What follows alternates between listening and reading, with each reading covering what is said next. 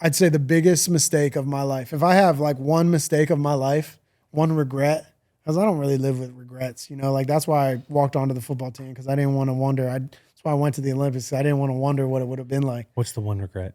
One regret is as soon as we were done in Rio, I stayed one day and I like ran back to Bill and the Patriots to come to training camp, and that was the biggest mistake I have in my life. Oh, Rio's a cool city. How did I should have stayed at least a week. Like, we got some team functions I got to be a part of, like, and enjoy the Olympic experience. Like, I just got on a plane like a day later. I was at training camp. You just want to hang out at the Olympic Village, didn't you?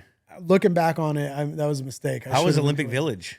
It was crazy. I mean, 8,000 athletes from all over the world. The food hall was the craziest thing because you got countries from everywhere that they don't all eat cheeseburgers. You know what I'm saying? Like, so you got American station, you got a Chinese station, you got like everything for every cuisine because people eat different stuff. I always thought that was funny, but yeah, man, there was just the buildings, it all looked good, but man, nothing worked. Like the beds were shit. Like the water, like I heard they poured cement down the water pipes of like the Australian teams. Their water didn't work. They had to go to another building. Like it was crazy. Now, did you walk around the village with like your USA gear on?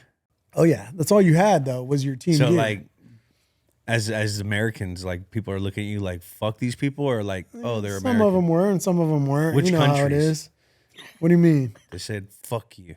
The French. The French don't like you, huh? I don't know. They don't like us. Maybe it's a rugby thing. I don't know, but the thing in the Olympic Village is like trading pins. So you get a bunch of USA Olympic pins. So like that's how the players interact with each other. Is they all want you try to collect as many pins as you can. Should have collected a few more pins, is what I'm saying. But ran back to training camp with you guys. Moses Cabrera's like, we know you did a lot this summer. We're not gonna go too hard on you. I get back. He says that to me. The next day, I'm in full pads doing the bout run for time. And he didn't tell me how far to go because I hadn't done bout runs before. But he just 780. He just wanted to see where I would get because where'd you get? I can't. Well, he was doing a test ride on you. He wanted to see what rugby training was. I went well over 100 yards past what we were supposed to. It was close to 900, something like that. I didn't have a pace or nothing. I was just running. And then I was done and I was like, I'm breathing a little hard. That was kind of hard. And he's like, yeah, you're good. You're no conditioning test. But I ran like 100 yards further than we were supposed to. The like, bout runs. What an asshole, though. Like, why would you make me do that? So usually the bout run, you have to run for 3 minutes. Yeah.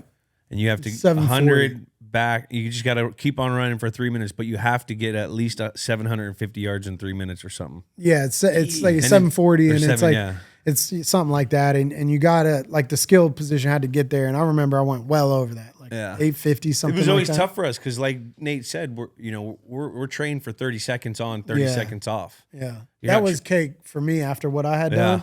I thought that was a joke